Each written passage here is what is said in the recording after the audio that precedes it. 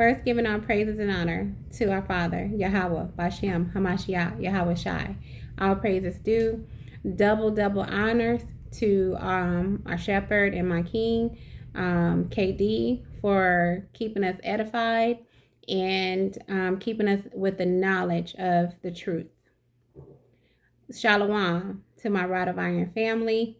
My name is Mahir Malika, and welcome to the Aquath channel, Daughters with Daggers, where we continuously seek edification from the truth of the scriptures. So, sisters, let's talk, okay? So I wanted to share some things with you, and we're going to talk and get into some scriptures, okay? So, some things that I've been, observing and hearing and noticing amongst us as Aquas, that I wanted to address and, of course, provide scriptures and information that our Father has for us as his daughters, as his princesses, okay? So, sharing with you about a story. So, Katie and I, we used to be Wani Duits. We was in a Christian church, Baptist church, right? And in this church, he was a minister. And, of course, him being a minister, I was a minister's wife, right? So the expectations for those that don't know about Baptist or church or minister wives or first ladies, as some of them call them, whatever you want to call it, there was expectations of their dress, right? They had to have the matching suits, and they had to have the hats that matched the suits, hats that where people couldn't even see past. They had to have on, we had to wear, the expectations of flesh tone stockings or pantyhose, right? And then, of course, the shoes, we had to be dressed to the nines, as people call it. And however, when that does not happen, when we didn't conform or wasn't conformed to what they wanted us to be, then, of course, we're not righteous. We're not holy, or we're not women of God.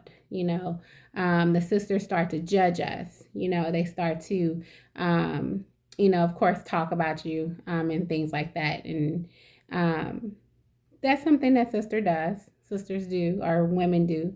They start to, have that cattiness happening, right? So so that was an expectation for me as how I had to dress, as if the way I dressed determine my salvation, So now fast forwarding to the Kasas, right? So sharing a story with you, one of my amazing sisters that I had the pleasure of meeting at the Kasas, beautiful sister. During the moment that we were there at the at one of the Airbnb, she looked sad. So, walked up to her, kind of asked her, of course, is everything okay? And before I can finish, she broke.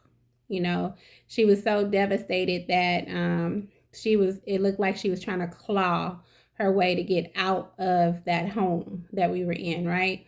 So immediately I ran to get her husband, and also went to get KD to come in and help assist with the situation, because I wasn't sure what was happening. Something had happened to make her so devastated and destroyed that she just felt, her eyes was like she was scared. She's fearful. She needs to get out of there.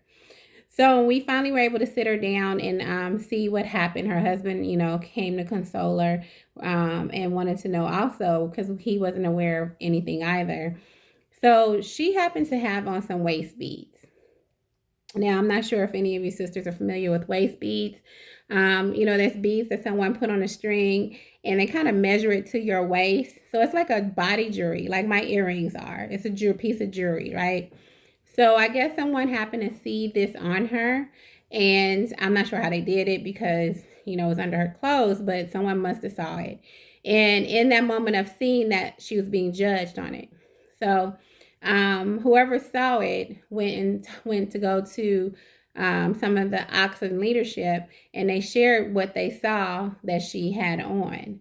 And in the explanation of it was a way that she was worshiping the devil. It was satanic, satanic. I'm Salah. So she was sat down with them, and they were sharing this with her and telling her that, what you're doing is worshiping the devil. And she, of course, she's sitting there listening to these leaders talk to her, and she's like, wait a minute, what is going on? These are just some beads. She did not it was a lot. So they told her that she needs to take them off. So naturally, she just ripped them off. She popped them off because she's like, you know what, I'm not worshiping no devil. This is not even what this is about. But it freaked her out to the point that we were looking like we were cultish,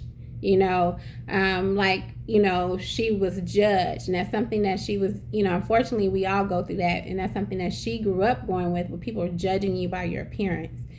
And so in being that I stand firm on being my sister's keeper, I was able to explain, the situation, and also understand, like, okay, waist beads.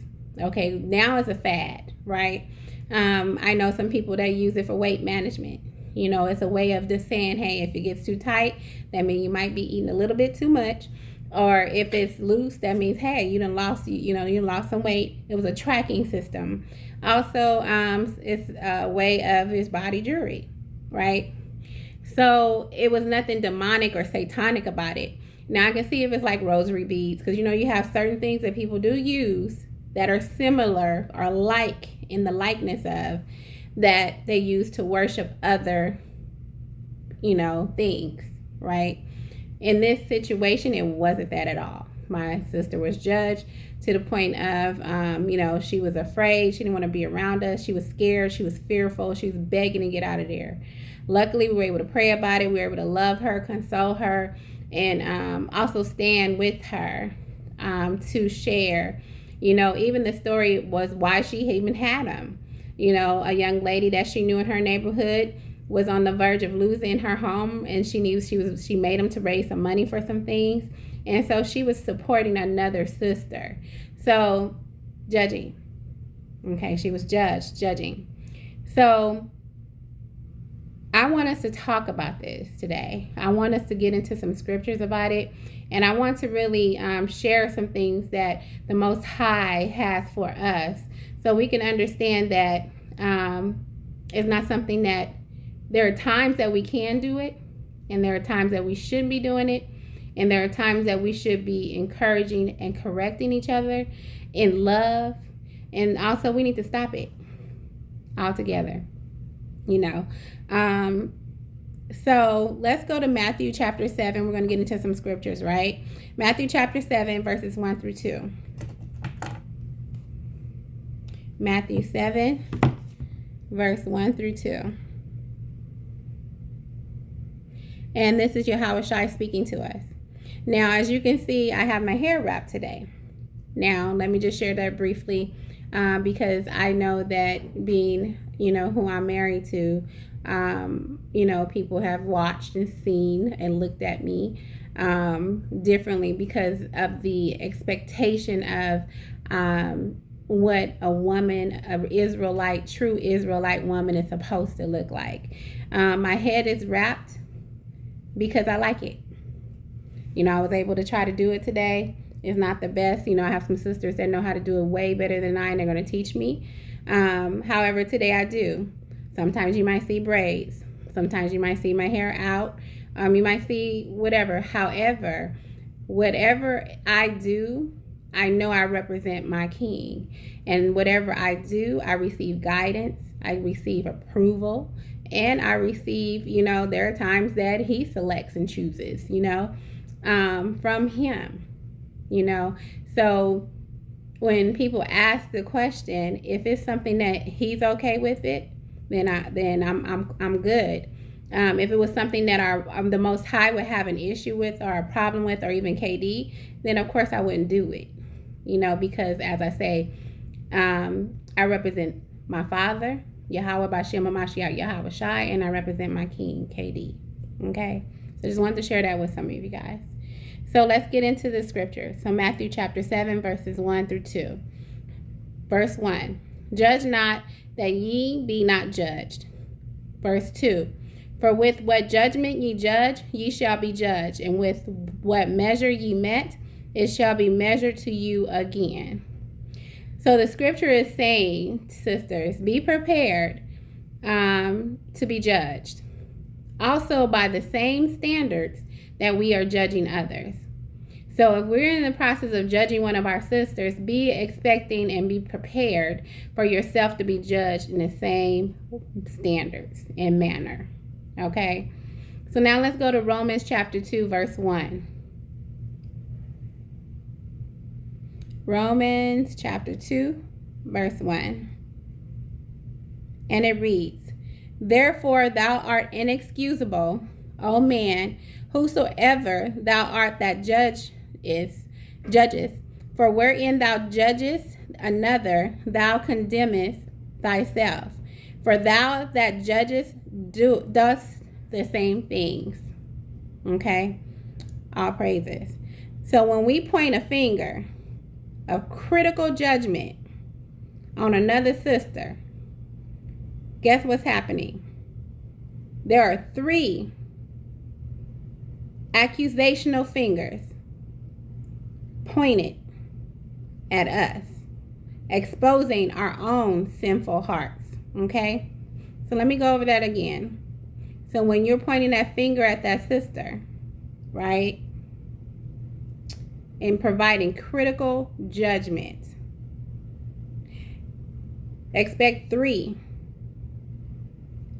accusational fingers pointed at us, exposing our sinful hearts. Okay? That's something that we need to think about and we need to meditate on and ponder, because it's important to understand that. And sometimes, by nature, we get into stuff, we start talking about things, we're in our feelings, we get emotional, we're emotional creatures, we're emotional by nature. Or someone might say something and we start to judge them. Be expecting that to come back. You got that 1 finger? Expect those 3 fingers. Okay? Proverbs chapter 21, verse 2. Proverbs chapter 21, verse 2.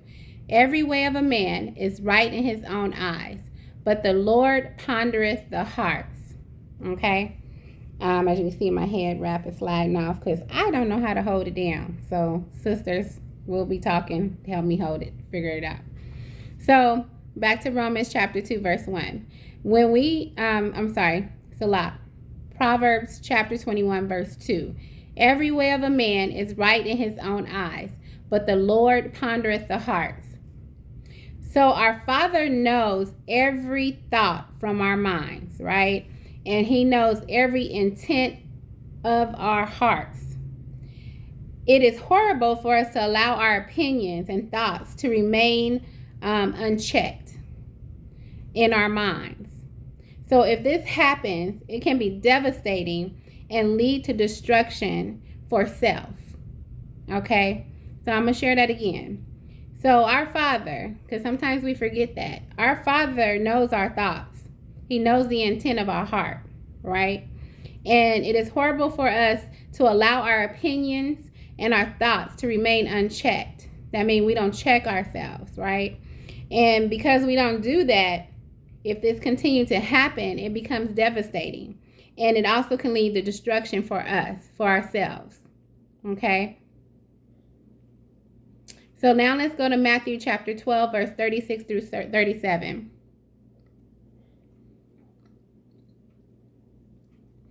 And then this is Yahweh Shai speaking to us again. A good man out of the good treasure of the heart bringeth forth good things, and an evil man out of the evil treasure bringeth forth evil things. So I'm at Matthew chapter 12, verse 36 now. But I say unto you that every idle word that men shall speak, they shall give account thereof in the day of judgment.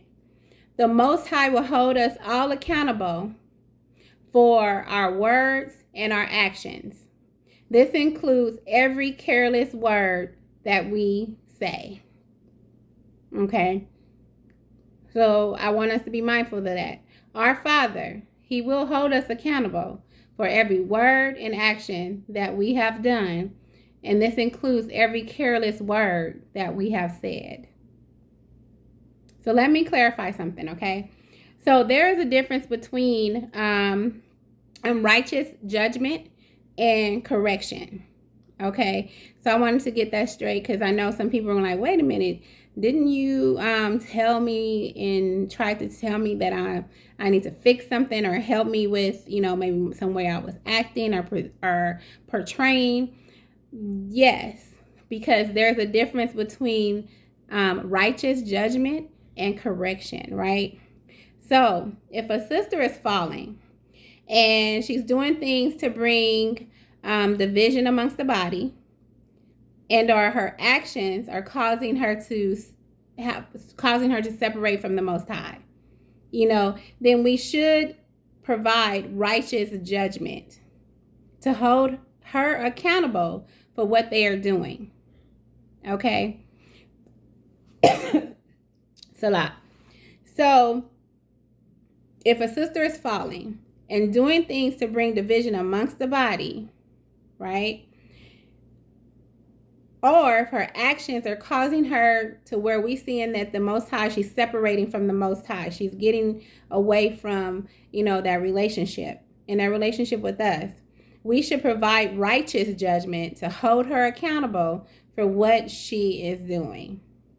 So let's go to John chapter 7, verse 24.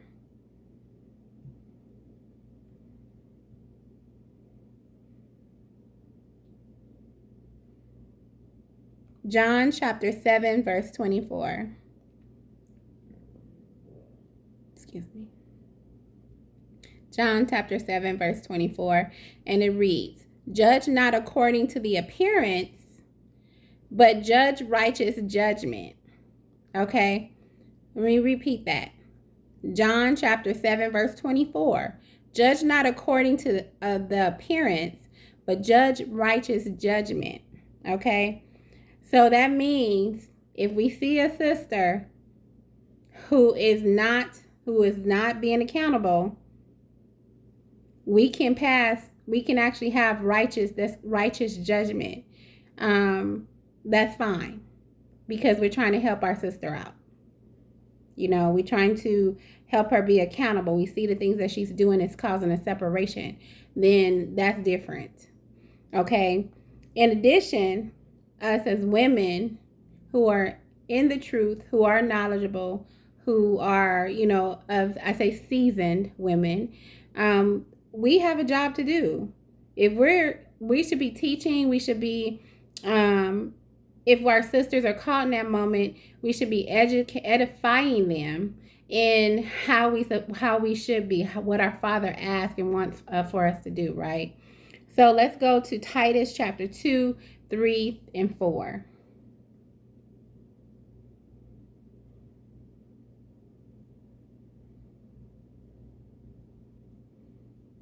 Titus chapter 2, 3, and 4. The aged woman likewise, that they be in behavior as becometh holiness, not false accusers, not given to much wine, teachers of good things, that they may teach the young women to be sober, to love their husbands, to love their children. So we are to correct in love, using the scriptures, our sisters who we are seeing that are out of order. Not unrighteously judge them, righteously judge them, and provide them the correction of it. Provide them the word, okay? We can do that, okay? That's what our Father wants us to do for our sisters. That's love, okay? Okay. So now let's get into 1 Timothy chapter 2, verse 9 through 10. So let's go to 1 Timothy chapter 2, verse 9 through 10.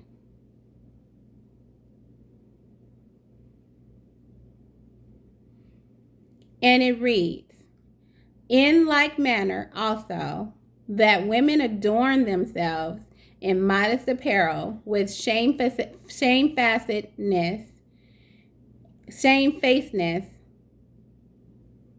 and sobriety, not with broiled hair or gold or pearls or costly array, but which becometh women professing godliness with good works.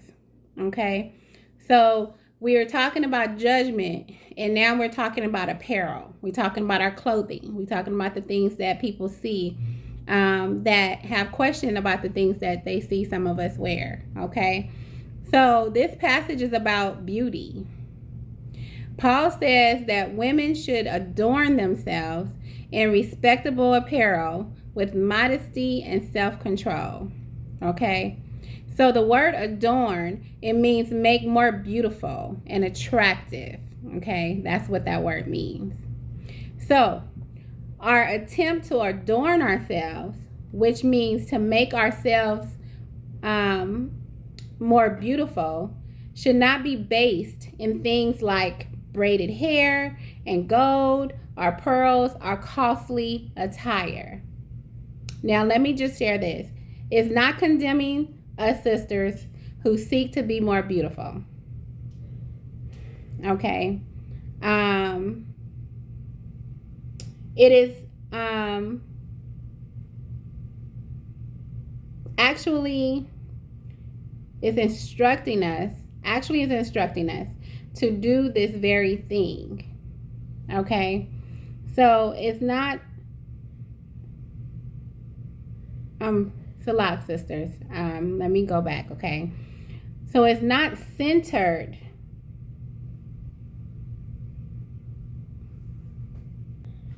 Salak sisters. I had to turn the light on because I'm trying to, share and, my notes, and, I couldn't see, so salak to you guys. And then I have KD sitting on the sofa, and, yeah, he's out. I can't show you, but let me just say he's calling some hogs. So kind of threw me off a little bit as well. He's out, okay?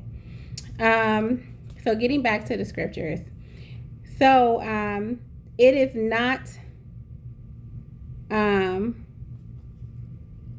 condemning us, sisters, who seek to be more beautiful. It is actually instructing us to do this very thing. Okay? So we should adorn ourselves, just not with outer things like hair, jewelry, or pricey things. Some people are into that, where they like the Michael Kors, they like all these name brands. Those things are okay, but when you start to idolize those things, it changes the whole thing. It changes the whole way of thinking of it. So no one's saying it's wrong to have those things. It's just saying that you have to be mindful. Also, sometimes we can start idolizing those things. So let me just say this. So this passage is not saying that women can't braid their hair. It did not say that we can't wear gold or pearls or costly attire. Paul is saying for us not to use these things as a way of making yourself more beautiful, because outer accessories do not have any power to make you truly beautiful. Did we know that? Okay, so I'm going to say it again. Paul is saying for us not to use these things as a way of making yourself more beautiful, because outer accessories do not have any power to make you truly beautiful. Paul tells us that to be truly beautiful, your profession of faith must match your deeds. Okay? Women, when he states women should adorn themselves with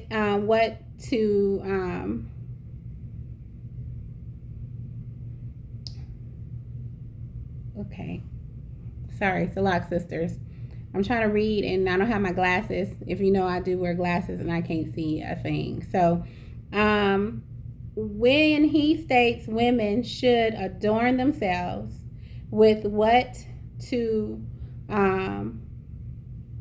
prepare for women who profess godliness. So let me make sure hold on one second, ma'am. Salak. Salak, my sisters, I apologize, Salak, for that. Like I said, I have some outside interruption of someone sleeping very peacefully. Okay, all praises. So, what I was saying was, your profession of faith must match your deeds. When he states women should adorn themselves with what is proper for women who profess godliness with good works. Okay, so I'm gonna go back over this because I'm not sure if anyone caught what I said.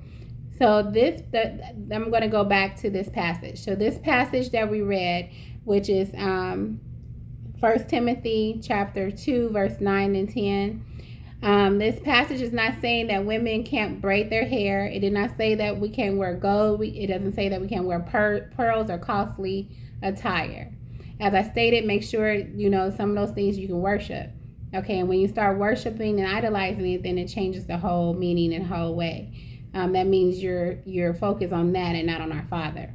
So Paul is saying for us not to use these things as a way of making yourself more beautiful, because outer accessories do not have any power to make you truly beautiful. Paul tells us that to be truly beautiful, your profession of faith must match your deeds. Okay? And when he states women should adorn themselves with what is proper for women who profess godliness with good works. Okay? All praises. So in other words, aquas, if we are known for how we look rather than for how we act, something is wrong and your beauty is in vain. Okay? So in other words, aquas, if we are known for how we look rather than how we act, something is wrong and your body is in vain. Your clothes and what you wear do not make you. Your actions is what make you, and it also is what make you beautiful. Okay? If you're a heathen, that's not attractive. If you're a woman of God and you're about this truth and you live this truth and you treat your sisters because you're supposed to treat your sisters, you love them, we love each other, we pray for each other, we cry with each other, we fuss.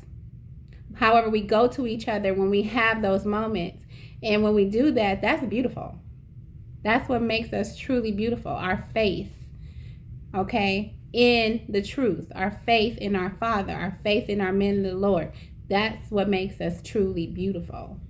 Okay? Not this, not our hair, those are additional things. However, it's what's in here. Okay? And it's your actions. So we need to see that, because sometimes we look at women, I was going to put on some big old earrings and I said, I'm going to put this on, but I was like, no. But if I wore that, what would you think of me? People, we go through that enough in the world where they stereotype us. We go through where our men in the Lord go in a store and someone grab their purse because they are black. They think they're going to rob them because of who they are, because what they look like. We go through that enough with this world. We shouldn't be going through that with our sisters. Okay? So, sisters, I really want us to examine ourselves to make sure that we are righteously judging and are lovingly providing correction when necessary to each other. Aquas, I love you with my whole heart. Let's absorb this message. Let's meditate on it and let's practice it. It is the only way that we transform and transcend. Okay? Kwam Yasharala, Barakatha Yahweh, Barakatha Yahweh Shai. All praise is due. Shalom to my rod of iron family and my aquas. Man, let's stand up, aquas. Let's get this right. Let's love each other. Let's respect each other. If we have an ought, let's go to that sister and we need to talk about it in love. Okay? We need to bring those scriptures out. We need to do that. We don't need to go to everybody You need to go to that sister and then have that conversation with that sister, okay? Let's get this right, my sisters. You know, the world is watching. You know, they're waiting for us to fold, and that's not an option, okay? Love you. Shalom.